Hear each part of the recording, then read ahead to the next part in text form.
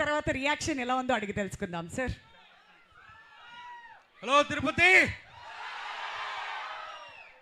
నాకైతే ఎక్స్పీరియన్స్ చాలా కొత్తగా ఉంది మీ అందరితో కూర్చుని వాళ్ళ ఈ ట్రైలర్ని చూడటం. చిన్నపిల్లాడిని అయిపోయాను ఒకప్పుడు, ఎప్పుడు కూడా మెగాస్టార్ గారి వీరాభిమాని నేను.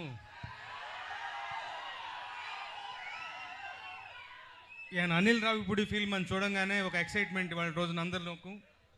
సంక్రాంతికి డెఫినెట్గా వచ్చి బలమైన హిట్ కొడతాడన్నటువంటి విశ్వాసం అందరికీ, నాకు మరీ ఎక్కువగాను. ఈ ట్రైలర్ చూసిన తర్వాత మరీ ఎక్కువగా నమ్మకం పెరిగింది. అద్భుతమైన సినిమా, ఒక ఎంటర్టైనర్ వస్తుంది. అందరూ అనిల్ రావిపూడిని పందెంకోడి అంటున్నారు, సంక్రాంతి పందెంకోడి అంటున్నారు.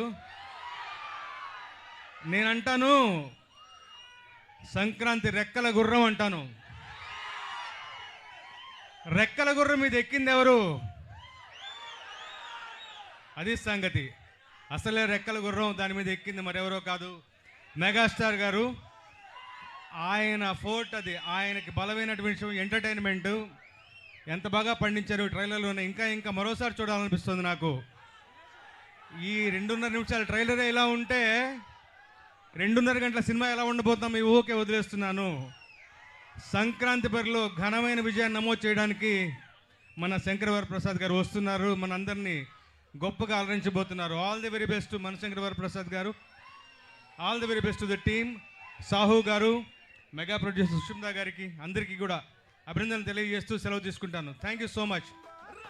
నేను ఒక పాట రాశాను ఇందులో. సినిమా బిగినింగ్లో వచ్చేటువంటి పాట. ఒక్కరోజు షూటింగ్కి వెళ్ళాను. నిజంగా చెప్తున్నాను, ఘరానా మొగుడు నాటి చిరంజీవి గారిని చూసిన ఫీలింగ్ కలిగింది నాకు. అంత గొప్పగా ఉంటుంది ఆ పాట. డాన్సింగ్ ఫీస్ట్ అది అందరికీ. మీరే చూడబోతున్నారు. ఉంటాను. Thank you. సరస్వతి పుత్ర రామజోగయ్య శాస్త్రి గారికి thank you sir. Thank you so much మీ ఎక్స్పీరియన్స్ మాతో పంచుకున్నందుకు.